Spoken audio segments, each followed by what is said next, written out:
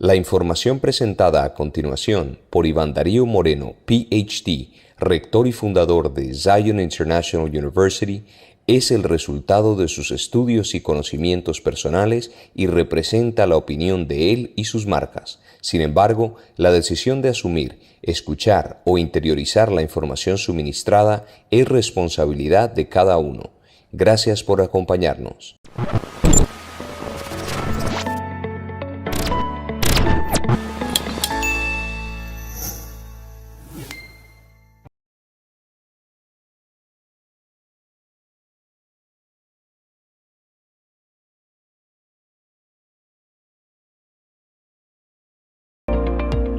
Muy buenos días, tardes y noches a todos ustedes. Les habla Iván Darío Moreno, soy doctor en diseño instruccional y tecnología. Bienvenidos a mi programa de neuroeducación.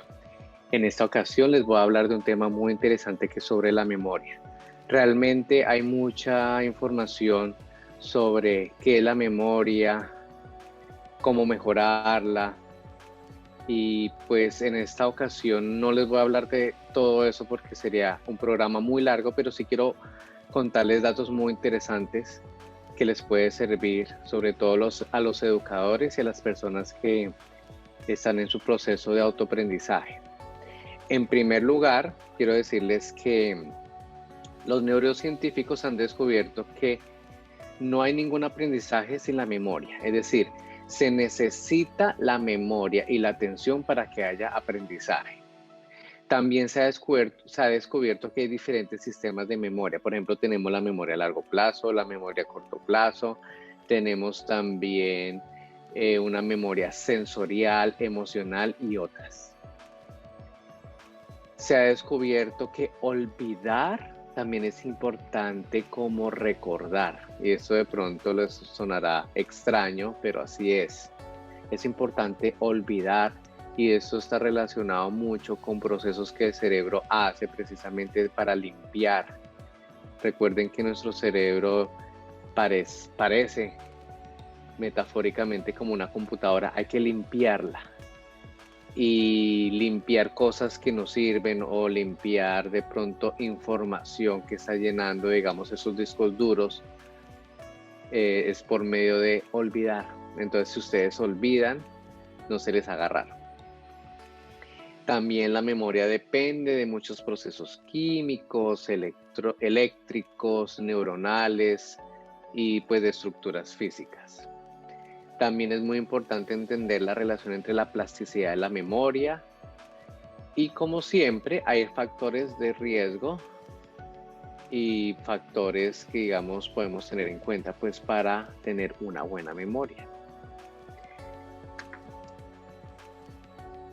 Entonces, como les había dicho, el aprendizaje, según los neurocientíficos, es la suma de la memoria y la atención. Por eso en un programa yo hablé mucho de la atención, lo importante que es el aprendizaje. Ahora estoy hablando de la memoria y cómo los dos unidos hacen que haya un aprendizaje. Cuando vamos a hablar de los sistemas de la memoria, pues tenemos la memoria a largo plazo y la memoria a corto plazo. La memoria a corto plazo pues tiene muy poca capacidad, ¿sí? Y es la que utilizamos prácticamente en nuestra vida diaria. Tiene poca capacidad y, y es importante entender cómo funciona para entender por qué todas las cosas que llegan por medio de nuestros sentidos, no todo se va a transferir a la memoria a largo plazo, que es prácticamente como una biblioteca. Nosotros tenemos una biblioteca interna en donde se guarda toda la información, pero toda la información que ha pasado, digamos, por un filtro.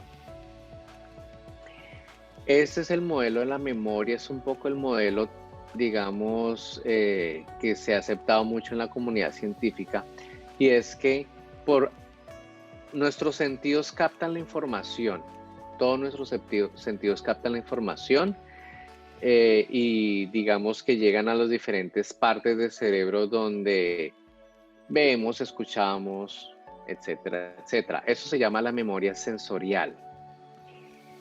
Parte de la información que llega ahí se pierde. Es decir, ahí tenemos como un primer filtro. Luego ponemos la atención selectiva, que yo les había explicado en una ocasión, que es en lo que yo me enfoco. Cada cerebro se enfoca en cosas diferentes, entonces ahí hay un filtro que pasa a la memoria a corto plazo. Y ahí se retiene una información, la otra se pierde, ¿sí? Y luego hay una transferencia de la memoria a corto plazo a la memoria a largo plazo. La memoria a largo plazo, hagan de cuenta que es una especie de bodega de información. Ahí se guarda toda la información.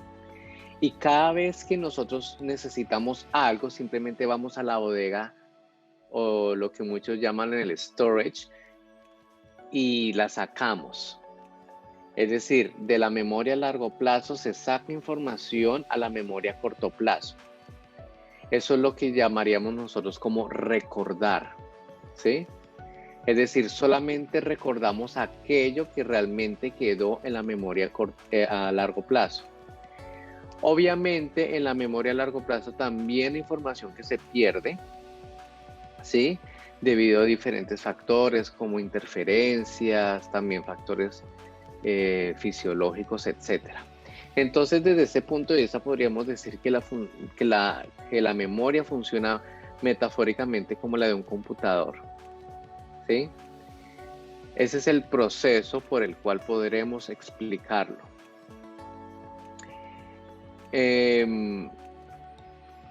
Como les había dicho, esa memoria a largo plazo, muchos la han clasificado como en dos partes, como en la memoria declarativa y la procedimental. Y también tenemos la emocional, es decir, las emociones juegan un papel importante en la consolidación de la memoria. Y la memoria episódica también, digamos que todo va unido.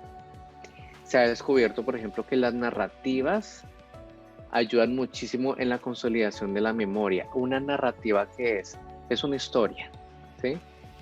Y si ustedes se ponen a pensar, nuestra vida es una historia, es una narrativa.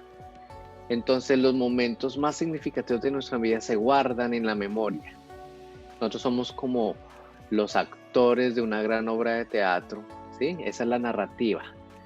Los libretistas. Entonces es muy curioso que nuestra vida sea así y que de esa manera se guardan esas memorias. Entonces, ¿qué han descubierto los neurocientíficos en cuanto a la memoria a largo plazo? Es que para que haya una transferencia de información de la memoria a corto plazo a la de largo plazo, es decir, a la bodega, se hace mucho también con esa parte emotiva y personal, ¿sí? Lo que es significativo para mí, eso es lo que se va a transferir, y todo lo que sea mecanismos de supervivencia y asociación. Es muy importante la asociación para nuestro cerebro, y por eso para el aprendizaje es muy importante que hagamos conexiones, que si queremos recordar una información, la hagamos como una asociación con algo que ya preexiste en nuestro cerebro. Y esto sirve pues para todas las áreas del saber. Por eso es importante educarse, porque cuando nos educamos, lo que estamos adquiriendo es información, información, información, y eso empieza a volverse una red neuronal, ¿sí? Y cada vez que incorporamos más información a esa red neuronal, digamos que empieza como a encajar en diferentes partes de esa red neuronal por asociaciones. Entonces, ¿qué pasa? Si usted no está educado, si usted no tiene información, no, digamos que esa red neuronal no puede seguir creciendo, ¿sí? Por eso es muy importante educarnos, es muy importante leer, documentarnos, ¿sí? Alimentarnos de información para que la red neuronal vaya creciendo, vaya creciendo, vaya creciendo. La gente que no hace eso, pues simplemente su red neuronal va a estar muy limitada, ¿sí? Y al estar limitada no va a poder entender la realidad desde otras perspectivas, porque de eso se trata, poder entender nuestra realidad desde otras perspectivas, podernos poner en los zapatos de la otra persona, poder entender lo que está pasando en el mundo.